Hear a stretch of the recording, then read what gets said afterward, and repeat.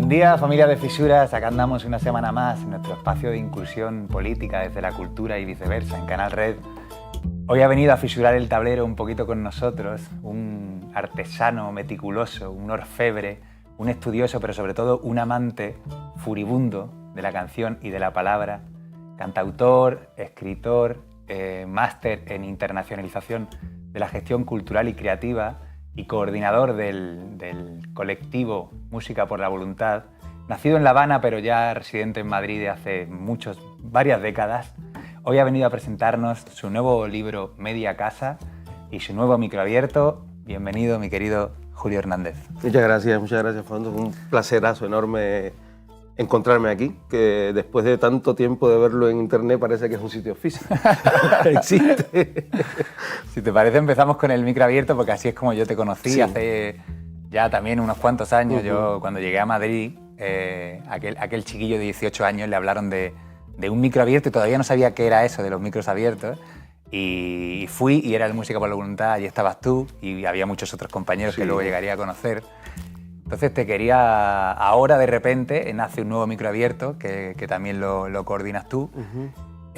Para quien no sepa qué es un microabierto, como yo no sabía entonces, que además luego me inspiró para crear el mío, como bien sabes, la alevosía. ¿Qué labor tiene un microabierto y por qué te parece que es importante que existan?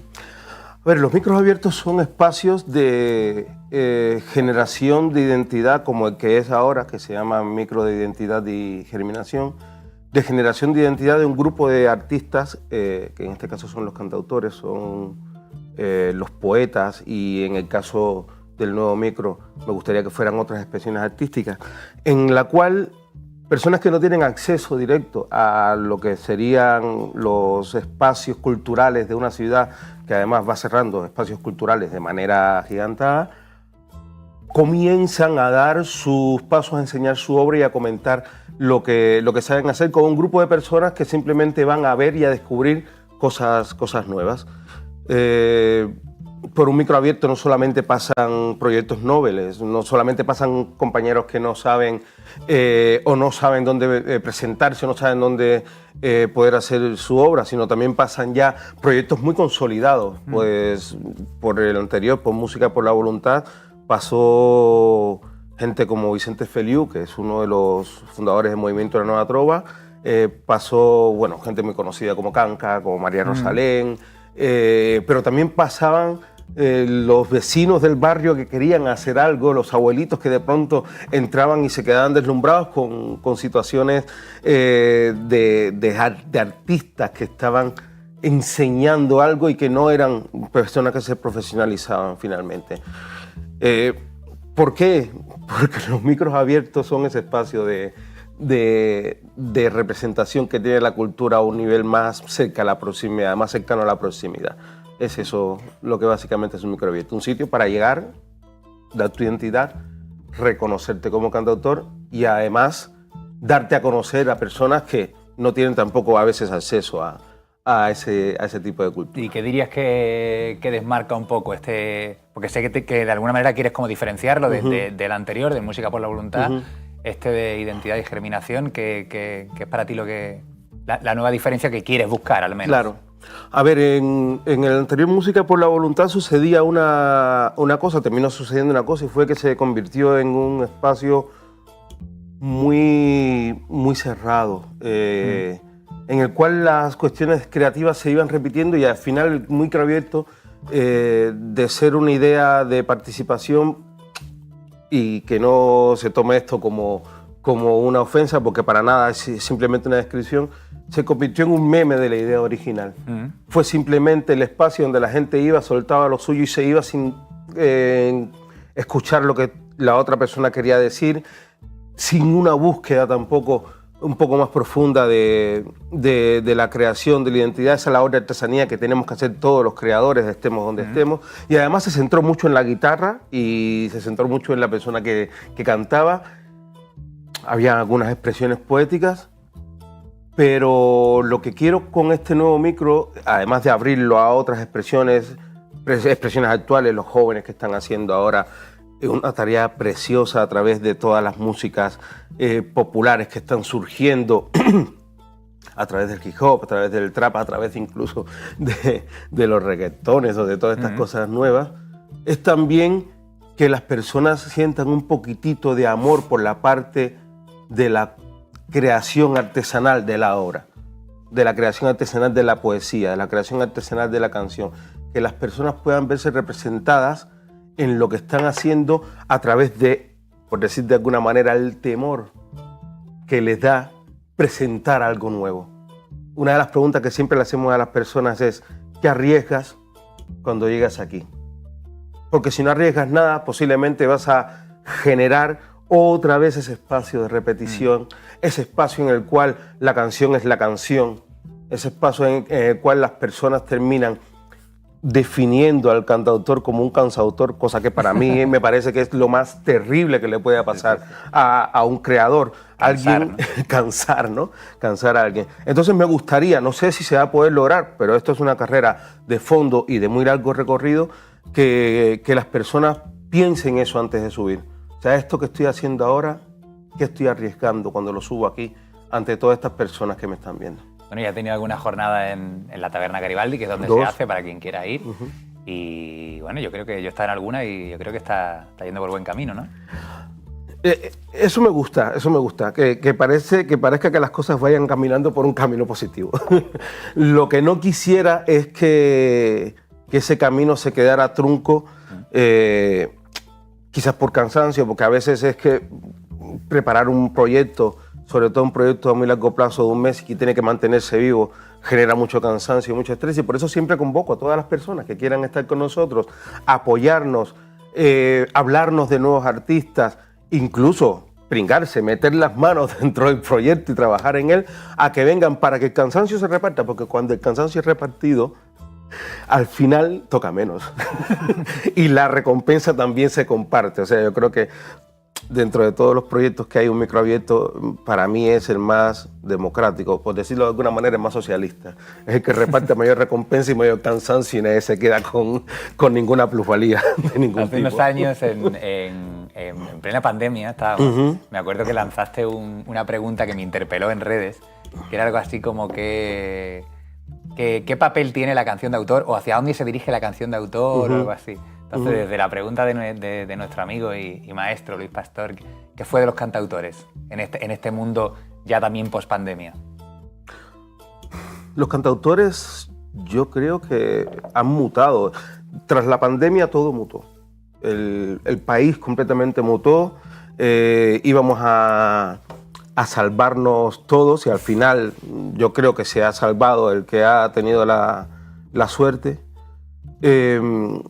Y los cantautores también han intentado salvarse, están en ese esfuerzo de salvarse y en mi humilde opinión, porque yo no soy musicólogo ni tampoco soy un experto en la canción de autor, pero viendo lo que ha sucedido conmigo y con las personas a mi alrededor, lo que ha pasado con los cantautores es que ha cundido en ellos ese cansancio.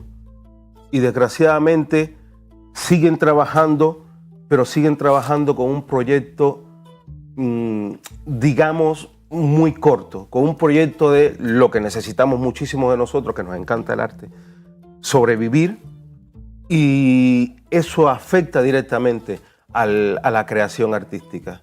Afecta a la creación artística porque un cantautor, más allá de sobrevivir, es una persona que necesita muchísimo tiempo para darle forma a lo que está haciendo. Un poeta, un artesano en general, un trabajador necesita tiempo para poder desarrollar su trabajo, y si su trabajo se convierte de pronto no solamente en la creación, que eso queda en un 20%, sino que también tiene que convertirte en empresario de ti mismo, emprendedor, experto en redes sociales, experto en comunicación. Al final, ese tiempo que le podrías dedicar a la creación y al engrandecimiento de tu obra, porque las obras las hacemos porque no sabemos hacer otra cosa y queremos engrandecer la obra para engrandecernos nosotros mismos, aunque sea en espacios pequeñitos, pues ese tiempo lo estamos dedicando a un trabajo que al final lo que nos convierte es en obreros asalariados de nosotros mismos como patrones.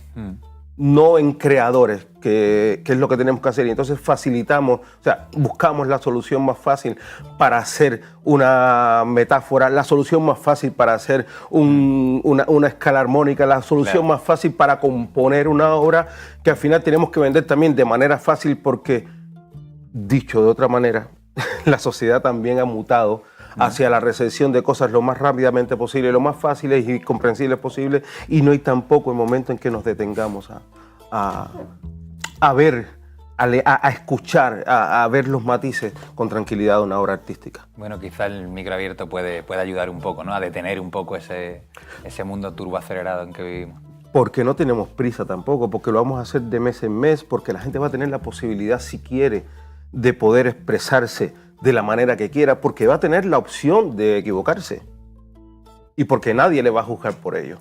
Entonces, me gustaría que eso fuese el micro abierto. Me gustaría. Bueno, vamos a irnos un poco de tu faceta de comunidad, de puente, de red que eres tú como ser, pero también eres un gran artista y eres también cantautor y eres poeta. ¿Cómo llega la canción a tu vida? ¿Qué sonaba en aquella infancia en La Habana? No era muy distinto a lo que suena ahora. O quizás la diferencia era que el contexto era completamente diferente. Y yo recuerdo en el año 80, hace muchísimos años, que de pronto Cuba ya había tenido una pequeña apertura a Latinoamérica y empezaron a llegar los primeros cantautores de Brasil, los primeros cantautores argentinos, las primeras veces que cantautores españoles también cantaron. En el 82, por ejemplo, Víctor Manuel y Ana Belén hicieron una versión de varios poemas de Nicolás Guillén. Todas esas cosas, en un contexto además en el que la canción, la creación y el arte tenían muchísima importancia, hicieron que un niño como yo de pronto quisiese tocar guitarra. Era también complicado porque la vida artística en Cuba en aquellos momentos estaba atravesando muchísimas convulsiones y una de las cosas que siempre se decía era que los cantautores eran, los músicos en general, los bardos eran gente de mal vivir, de esquina, de borracheras y de relaciones que en aquel momento se consideraban contragénero, incluso contra el mismo proceso que se está generando en Cuba, gestando en Cuba. Yo creo que son cosas que han pasado, pero que no tienen por qué avergonzarnos. Pues ese muchacho que vivía en un barrio que no tenía ningún tipo de acceso al mundo cultural, a la élite cultural, que tenía un tío que era ingeniero eléctrico y que se había construido una guitarra como Jimmy Page, como Mick Jagger, perdona, no, Jimmy Page, o que tenía un padre que era ingeniero y que no quería saber nada de que su hijo se fuese a escuchar música. Mi padre lo amo, pero bueno, en ese momento era lo que pasaba en ese contexto, y mi madre tampoco, porque le parecía que estábamos todos esos músicos eran gente loca de mal vivir. Pues decidí algo un de razón día, tenían, ¿eh? Muchísima. No, si yo no le quito la razón, es que vamos, ejemplo vivo. Pues ese muchacho de pronto pues empezó a leerse otras cosas, empezó a leerse a José Martí, empezó a mezclarlo con Ernest Young, empezó a mezclarlo con Eric Fromm, empecé a mezclar esas cosas también con toda la literatura que venía de Latinoamérica, que vino de España, y empecé a coger la guitarra y a escuchar a Silvio Rodríguez desde otro punto de vista, y a Pablo Milanés desde otro punto de vista, y a Chico Walker, y empecé a escuchar a Caetano Veloso y a Gilberto Gil, y empecé a escuchar a Fito Páez, y aquello todo empezó a construir una marabunta que es lo que soy yo ahora, y me dio la posibilidad de pensar en emular lo que estaban haciendo esas personas y en componer lo que estaban haciendo ellos. Y fue muy bonito. Y ya no hay vuelta atrás. Una vez que entras, es difícil salir. Bueno, hace poco leí una entrevista fascinante de una figura que sé que tanto para ti como para mí es central, nos cambió la vida, que es Silvio Rodríguez, la entrevista que le hicieron en la Rolling Stone. Y bueno, tiene muchas frases maravillosas, pero quiero pillar una para conectarlo, para que me hables un poco de la situación actual de Cuba desde tu punto de vista. Decía, desilusionado de la revolución jamás. Decía, las revoluciones no son perfectas, son necesarias. Y, a ver, Silvio tiene la clarividencia de una persona que ha estado involucrada en el proceso revolucionario cubano desde distintos puntos de vista, vamos a decirlo también, pero desde muy pronto. Silvio Rodríguez, su primer disco fue una crítica atroz a lo que estaba sucediendo, a la situación que estaba sucediendo, y a la vez era una declaración de amor por una revolución que se estaba construyendo. Yo soy de las personas que ama las revoluciones, y las revoluciones son un proceso como de rueda, tienen que seguir rodando eternamente. Quizás eso no es una cosa mía, no lo inventé yo, eso lo decía Trotsky en la Revolución Permanente, pero las revoluciones no pueden detenerse. Cuando las revoluciones comienzan a detenerse, empiezan a ver en personas que son auténticamente revolucionarios enemigos, porque esos revolucionarios nunca tampoco se detienen. Y desgraciadamente, cuando no se detiene un revolucionario y una revolución se estanca, las personas que suben son las personas mediocres. Y yo estoy hablando de todas las revoluciones en el mundo, o sea, y estoy incluyendo también la revolución de mi país. Yo creo que hace falta que Cuba siga revolucionando. Si hay ejemplos de personas que están revolucionando la revolución en Cuba, los pañuelos rojos, por ejemplo, pongo ese ejemplo de un grupo de jóvenes comunistas revolucionarios que se niegan a que las cosas se detengan. Y esto no es una cuestión ambivalente. Yo creo que no se debe matar una revolución por sus errores. Una revolución tiene que reconocer a sus errores como reconoce a sus hijos. No puede ser como Saturno, que mucha gente quiso poner a la altura de Saturno en las revoluciones. No, una revolución tiene que reconocer sus errores como reconoce a sus hijos. Sobre todo porque esos hijos que siguen revolucionando son los que le dan la fuerza para que las revoluciones continúen adelante. Ese es mi punto de vista con respecto a la revolución, punto de vista de revolución permanente. Bueno, como tampoco tenemos mucho tiempo y me encantaría hablar contigo. Y además yo hablo demasiado. Contigo de mil cosas. Quiero también ir a no dejar pasar tu faceta de escritor, de este libro, Media Casa, que acabas de publicar, y que sé que también conecta con Cuba, no hay más que ver la portada. ¿De dónde nacen estos versos que también sé que conectan con la pandemia de alguna manera? Sí. Esta especie de Gregorio Samsa contemporáneo. El Media Casa surge de una idea que vino en la pandemia y que fue la primera vez en que me di cuenta, estando metido en España, en Madrid, dentro de una casa, que también tenía otra casa en Cuba y que estamos viviendo una situación muy similar. Media Casa es la imagen de algo que se niega a morir, que se niega a destrozarse. Media Casa es la historia de un pueblo, como puede ser Comala, como puede ser cualquiera de estos pueblos imaginarios de la literatura latinoamericana, de lo real maravilloso, Macondo. De Macondo, que se niega, se resiste a morir. Se resiste a morir porque, entre otras muchísimas cosas, hay cimientos muy fuertes que lo pueden sostener. Y sin embargo, el hecho mismo de las situaciones que vienen sobrevenidas externas, porque hay una parte en la que hablo de lo que sucede en las partes posteriores de las casas que se van destruyendo porque no hay cimientos, se van destruyendo por la misma, falta de inercia de ciertos procesos, y hace que esa destrucción desemboque en que la gente se vaya alejando de sus orígenes. Pues Media Casa se resiste, a pesar de eso, a morir. Pero se resiste de una manera que, desgraciadamente, creo que no es revolucionaria. Se resiste poniendo la mejor cara, se resiste poniendo la mejor pintura en la parte de adelante y desatendiendo todos los problemas que tiene en los cuartos traseros.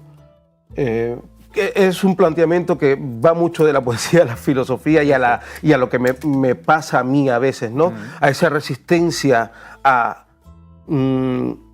ver que las cosas mueren por inmovilismo. Me resisto a que las cosas mueran porque se queden inmóviles. Necesitamos que las cosas sigan vivas porque tienen unos cimientos fuertes y esos cimientos pueden hacer revivir el hogar. Y por eso también hay una imagen que es el proyecto de Gregorio Samsa, que es ese animal que se va moviendo, teledirigido de alguna manera por un córdice. Estoy destripando el libro. Pero bueno, hay que decirlo. se está teledirigiendo por un córdiceps que es ese mismo hongo inmóvil que está ahí, que necesita algo que lo lleve a otro lugar, pero que necesita que lo lleve a otro lugar para seguir destruyendo. Entonces... Te pillo ahí ese córdiceps y no sé por qué te lo conecto con esta pregunta, a ver si tú ves la conexión. ¿Crees que veremos en nuestro tiempo de vida el fin del bloqueo cubano o veremos los sueños más húmedos y oscuros de Marco Rubio cumplirse con Cuba? No lo sé. Si Cuba lleva 62 años bloqueada por Estados Unidos y ese bloqueo es criminal, ese bloqueo es cruel y ese bloqueo es asesino, ese bloqueo ha provocado muchísimas más muertes que todas las acciones directas que ha hecho Estados Unidos sobre Cuba, porque entre otras cosas los gobiernos, no el pueblo de Estados Unidos, los gobiernos estadounidenses siempre han sido muy vacíos y muy poco inteligentes a la hora de relacionarse con el resto del mundo. Pero si ese bloqueo se mantiene ahí, si esa dinámica de bloqueo se mantiene ahí y se mantienen las mismas personas que lo causan, yo creo que el bloqueo no va a desaparecer. Pero es que ya el bloqueo influye en el pueblo cubano a niveles tan hondos y tan cercanos a la desesperación, que creo que la solución ya no está en buscar una solución con Estados Unidos, que es un imperio en decadencia, para que el bloqueo termine. Yo creo que la solución está en abrirse y mirar hacia otros lugares que ya están comenzando a hacer cosas y que ya están comenzando a abrirse a otras formas de relaciones, independientemente de Estados Unidos. Ahí están los BRICS, ahí está la relación que tiene Cuba con otros espacios. Sí es cierto que nuestro espacio de mercado natural quizás sea el más cercano, pero México es un espacio cercano, Colombia es un espacio cercano, Venezuela es un espacio cercano. Quizás entre todos, si cambiamos todas las reglas que tiene de relacionarse el imperialismo con el mundo y nos abrimos a una forma más justa, pues posiblemente no hará falta ni siquiera que quiten el bloqueo. Ya se pueden que se bloqueen así mismo. Que se autobloqueen, ¿no? Que se autobloqueen así mismo, que no quieran. Y ya nosotros tampoco, bueno, no sé si nosotros, porque también estoy hablando por todos los cubanos y yo no soy representante nada más que de un cubano que tiene 53 años y se llama Julio Hernández. Pero yo ya, a mí me da igual comerciar con los Estados Unidos o no. Hay programas informáticos, hay gestores de inteligencia artificial, hay mercados alimenticios que están mucho más lejos, pero que son mucho más respetuosos que el mercado estadounidense. O sea que con los Estados Unidos ya ni agua, no necesito que me quiten nada. Pues te tomamos la palabra, Julio. Como no me da tiempo a que me hables un poco de tu proyecto musical, y creo que además va a ser mejor así, me gustaría que está la guitarra aquí, aunque no lo parezca, que me tocaras un trocito de algo que de alguna manera pueda resumir esto que me cuentas de... Venga. Bueno, tu proyecto Cafecito con... El Cafecito con la Maremoto, que es un proyecto que tenemos de música cubana de todos los tiempos. Y el proyecto, que voy a hacer, la canción que voy a hacer ahora, que se llama Cinismo contra Valentía, que justamente habla de eso.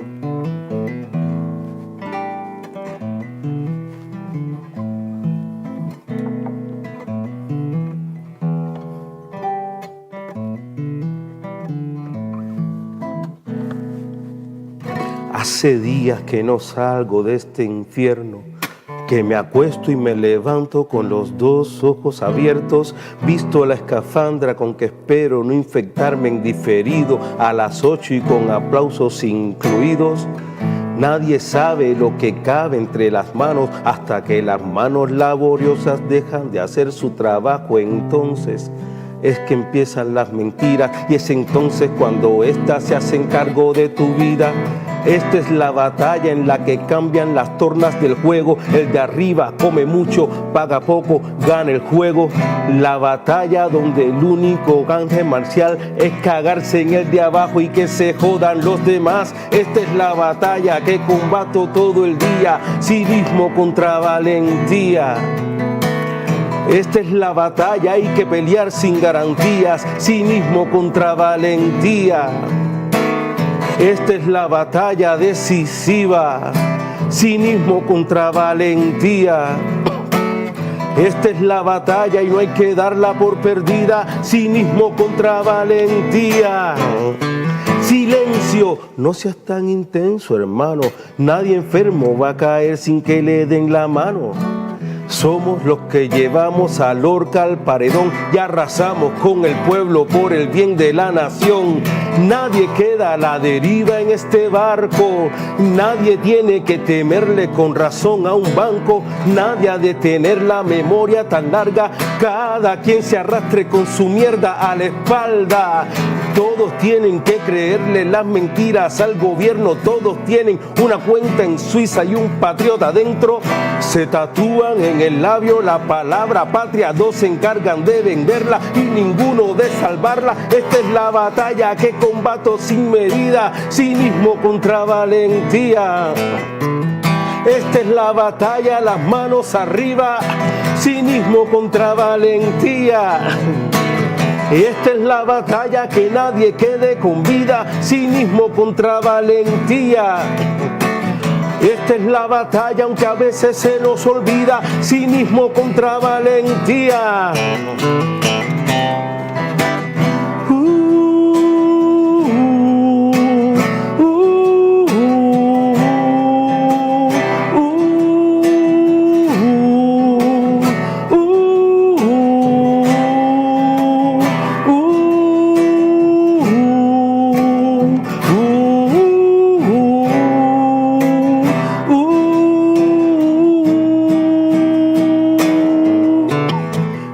La batalla en la que amamos al que tira la manzana para venderte el gusano.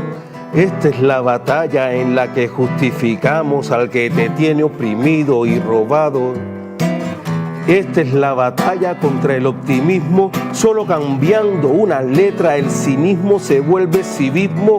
Una batalla sin red y se lucha sin limpieza, sin rencor y sin papel. Vanidad. Vanidad contra empatía, indiferencia contra ideología, dignidad contra apatía, cinismo contra valentía. Cinismo contra valentía. Cinismo contra valentía.